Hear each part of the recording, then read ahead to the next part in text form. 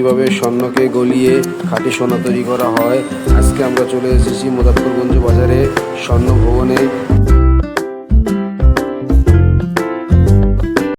স্বর্ণগুলো গালিয়ে খাঁটি করে বিক্রি করলে আপনার ভালো রেট পাওয়া যাবে। তাই যেমন কথা তেমন কাজ, স্বর্ণগুলো গালিয়ে ফেললাম। দেখুন ভাই কীভাবে অভিনয় কায়দায় এই স্বর্ণগুলো গালাতে হয়। আমার প্রথম এক্সপ্রেশন, আগে কখনো আমি এই এক্সপ্রেশন দেখি নাই। দেখুন করতেছে, প্রথমে অ্যাসিডগুলো নিল, অ্যাসিড নেওয়ার পরে আপনার স্বর্ণগুলো গালাচ্ছে, অ্যাসিড নিচ্ছে। অ্যাসিড নেওয়ার পরে ভাই এখানে কিছু সোহাগা জাতীয় কিছু বীজ দিল, আগুন ধরিয়ে দিল। প্রচণ্ড অতিরিক্ত হিট দেওয়ার পরে এই স্বর্ণগুলো গলে যায় এবং অ্যাসিডগুলো একটা কেমিক্যালে পরিণত হয়। ওই কেমিক্যালের পরেই আপনার স্বর্ণগুলো গলতে শুরু করে।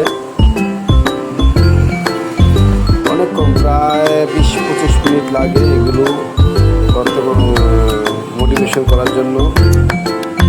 দেখছেন কি অবস্থা, ধোয়া উঠতেছে। আমি ওখানে 5 মিনিটও টিকতে পারি নাই,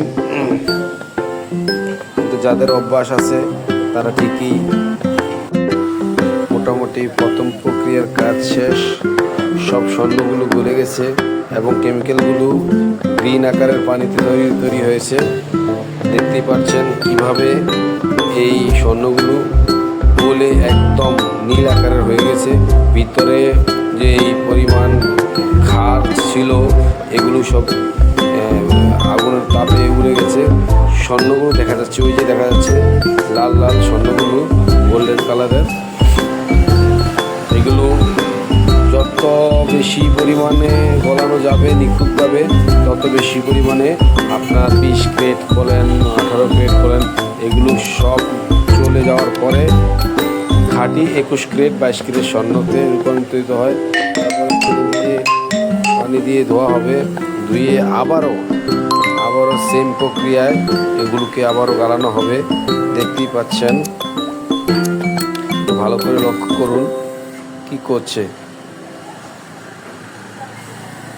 পানি দিয়ে দ্রুত করে আবার পুনরায় এগুলোকে গালানো হবে। দেখতেই পাচ্ছেন কি করছে ভাইটা। আমি ওখানে বেশিক্ষণ থাকতে পারি নাই, আমি মোবাইল স্ট্যান্ডে রেখে চলে এসেছিলাম।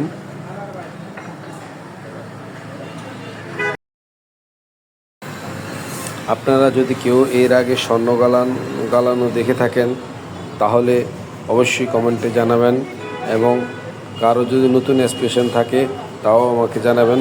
ধন্যবাদ।